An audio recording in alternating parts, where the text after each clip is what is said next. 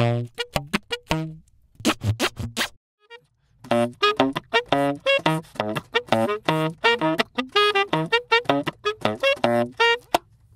everybody, Derek Brown here, BEATBoX SAX, with another Tuesday tutorial for you. Today I'm starting a 3-part series on melodic counterpoint in my playing, which is a fancy way of saying trying to get multiple melodic lines happening at the same time. Now obviously I play a single melodic line instrument, only capable really practically of producing one note at the same time. So how do I do this? Well, it's by alternating tones, doing a bass note, a melody line, kind of alternating, maybe with some harmony in between. And this has been done throughout music history, across all genres. And I've been inspired by tons of people. Just to name a few, for instance, the Bach cello suites. Suite number 1, very famous, begins like this.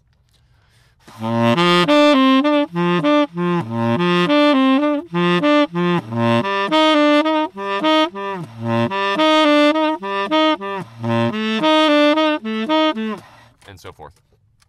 So you can hear the basically 3 lines in there. That bass note that repeats, which later in the piece actually begins to move around. There's that kind of middle note that's kind of always in alternation, and then the melody note. Da da da da da. Da, da, da, da, da, da. So I think the goal when Bach was writing this wasn't to make it sound like one cello doing this very choppy melody with huge leaps in between, but to have it to where the listener perceives 3 different lines happening at the same time from one instrument.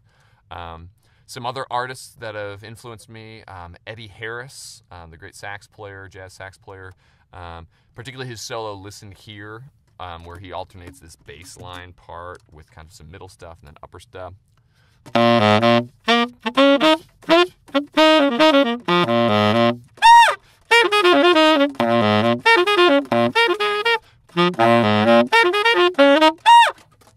And yeah, so you can hear the different registers there. So it's kind of like 3 different instruments interacting. I've mentioned previously Joshua Redman, particularly the intro to his tune Hide and Seek. That was really influential to me, where he does this technique that I call tongue ramming, and it alternates it with a melody.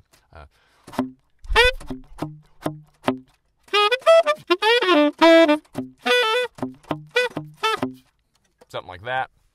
And then also the great vocalist Bobby McFerrin, particularly his solo voice work, does some amazing things.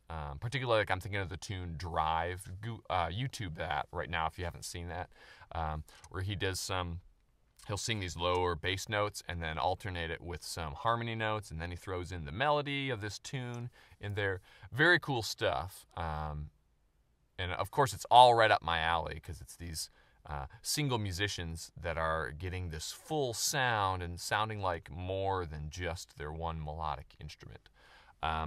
So those are some of my influences. An example, if you check out any of my stuff, my solo work, you can hear this on basically everything I do. A really obvious example is my Every Breath You Take video, where I play that the bass line. It's kind of a well-known bass line. The first time through, then I play the melody in some space, and then by the 3rd time I go through that progression, I alternate the melody with the bass. So we've got this bass line, and yeah, I throw in some backbeat pops, and then I throw in the melody, which the melody is.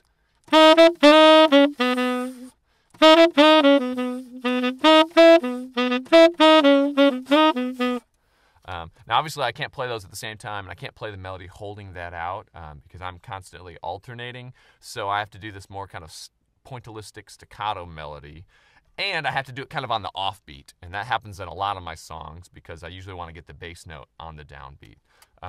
So it sounds like this.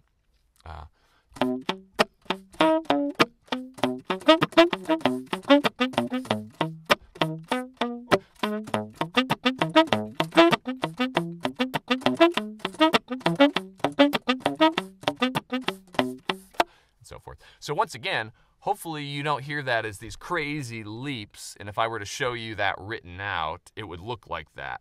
Notes way on the bottom of the staff, and then notes way on the top, and just bouncing back and forth. Looks kind of chaotic. But I think with the human ear and our brain trying to make sense of things, the goal is that you hear a bass line, and yeah, you hear those pops, but then you also hear that melody line as two independent things.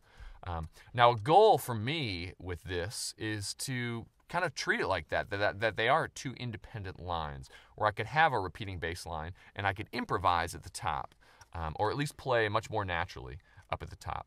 Now, on an instrument like a piano, where this is done constantly because you have two hands and extreme range, I think it's quite a bit easier because, for instance, with what I'm going to talk about today with this oblique motion, you could just, you're just tapping this one note over here without really thinking about it, and then you can kind of play this melody up here.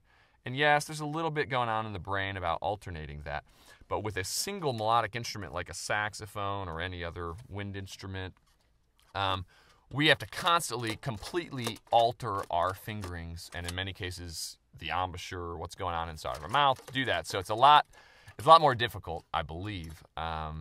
And of course, the goal is to make it sound simple, and just to sound like a simple melody up here and a simple melody down here. So today, I just wanted to talk about, just to get you started on some of this stuff, some basic things that I work on, and hopefully you can come up with your own exercises. In the future tutorials, I'll kind of get a little bit more complex. I'm just going to talk about one way of practicing this today, which is called oblique motion. We have different types of counterpoints. We have parallel movement, we have static movement, we have similar movement, and I can talk about those later on. But today I'm going to talk about this idea called oblique motion. And that's where you have one of the two lines is totally static. It doesn't move.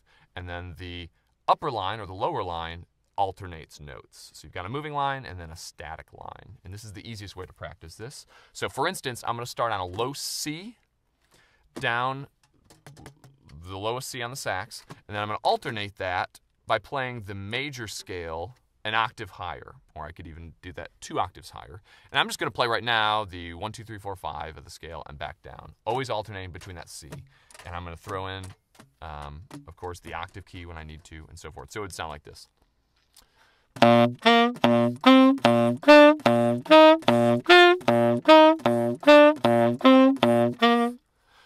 You may notice that I'm actually slap-tonguing that low C, and that's for various reasons.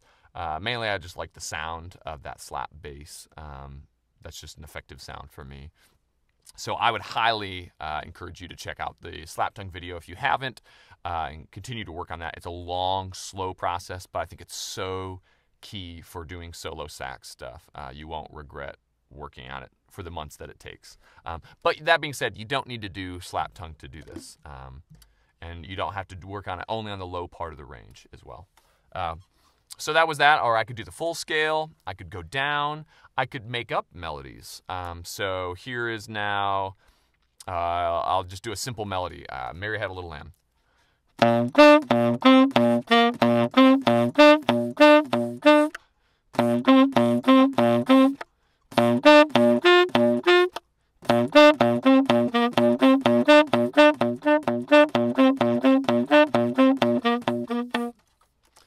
So yeah, just try to make up stuff on the spot or improvise. Then that's not enough just doing it with C, because each lower note has, of course, a different feel. It's a totally different fingering as opposed to just sliding down on a piano. So I'm going to do that with D, major and minor. So here's D minor. I'll do a full scale with this one.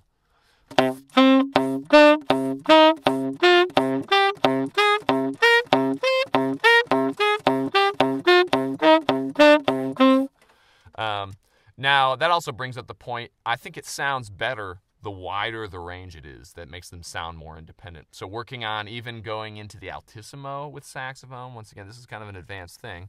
So if I go 2 octaves up,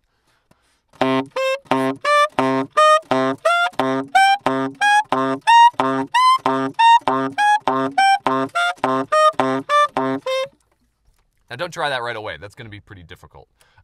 Start with smaller intervals. Okay, so that's the D, then B flat or E flat or E.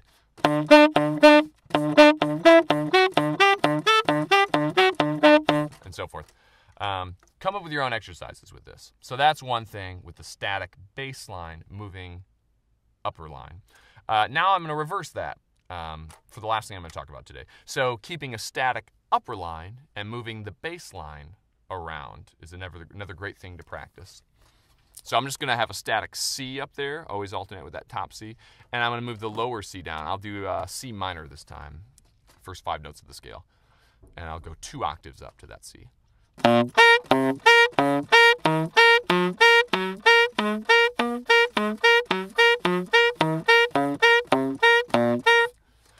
Okay, I actually did an octave in the bass line.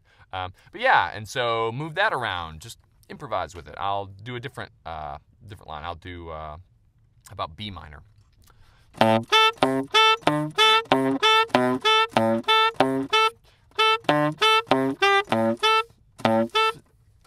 Things like that. So hopefully this can get you started with this idea, these kind of 2-line counterpoint thing. In the next episodes, I'll talk about some parallel motion, some things that kind of work well for me, similar motion, and then throwing it in with the percussive things to get the sound of that drum set where you kind of have a full rhythm section. So it's going to get more complex in the next episodes, so definitely check these out, try these out, and definitely listen to those musicians and try to notice that with solos where you can hear people kind of skipping around in different registers to sound like 2 independent lines.